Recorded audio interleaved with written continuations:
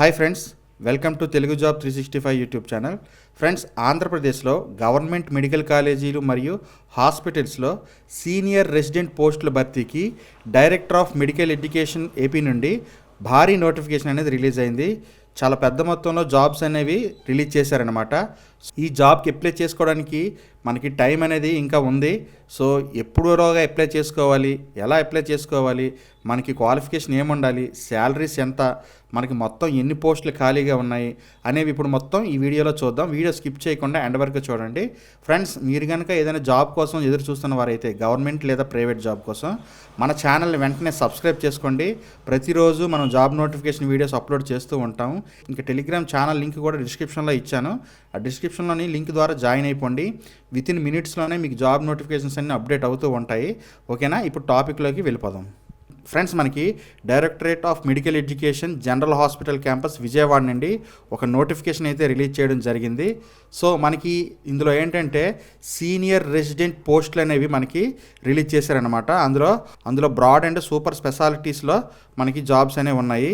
మనకి ఇవన్నీ government medical కాలేజెస్లోని హాస్పిటల్స్లోని మనకి రిక్రూట్ చేస్తారనమాట. ఇది కూడా మనకి లిమిటెడ్ టైమే ఉంటుంది, 1 year వరకు కాంట్రాక్ట్ ఉంటుందన్నమాట. తర్వాత ఇది మొత్తం ఏపీలో ఉండేవారికే ఎక్కువ అవకాశం ఉన్నది. అంటే ఏపీలోని ఎడ్యుకేషన్ కంప్లీట్ చేసిన వాళ్ళకి మాత్రమే ఎలిజిబిలిటీ ఉంది. ఒకవేళ ఇతర రాష్ట్రాల్లో ఉన్నప్పటికీ, మనకి ఫర్ ఎగ్జాంపుల్ తెలంగాణలో ఉన్నప్పటికీ బైఫర్కేషన్ ముందు, సో మీరు కూడా రెవెన్యూ అథారిటీ నుండి సర్టిఫికేట్ తెచ్చుకుంటే అప్లై చేసుకోవచ్చు. మనకి టోటల్గా 1183 పోస్టులు అనేవి రిలీజ్ అయ్యాయి అనమాట. సో ఈ పోస్టులు అనేవి, సో ఈ వేకెన్సీస్ అనేవి ఫర్దర్గా ఇంక్రీజ్ చేయొచ్చు లేదా డిక్రీజ్ చేయొచ్చు వాళ్ళ అవసరాన్ని బట్టి.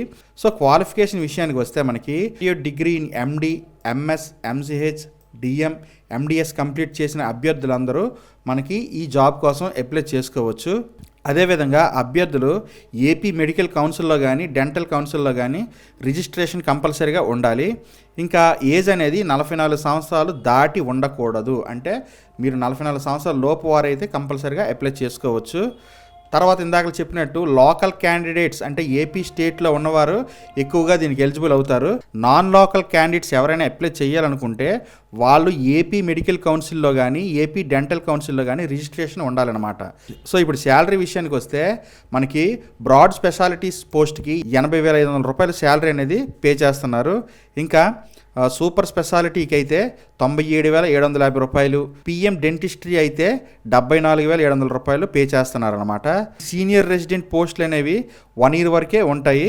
సెలెక్టెడ్ క్యాండిడేట్స్ అందరూ కంపల్సరీగా 1 year అనేది కంప్లీట్ చేయాలి పీరియడ్ అనమాట. ఇది ట్రైనింగ్ పీరియడ్ లాంటిది. ఇప్పుడు అప్లికేషన్ ప్రొసీజర్ ఎలా ఉంటుందో చూద్దాం.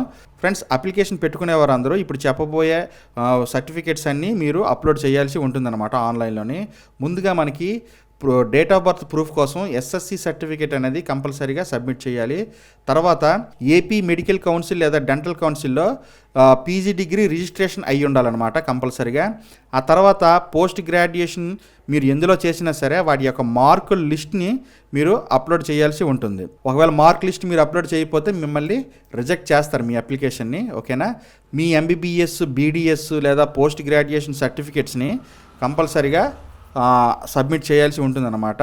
ఆ తర్వాత మీకు క్యాస్ట్ సర్టిఫికేట్ కూడా ఒకటి సబ్మిట్ చేయాలి. SC, ST, BCA, OBC, BCD ఇలా ఏదైతే అది మీరు అప్లోడ్ చేయాలి. తర్వాత పీహెచ్ సర్టిఫికేట్ అవసరం అనుకుంటే అది కూడా సబ్మిట్ చేసుకోవచ్చు.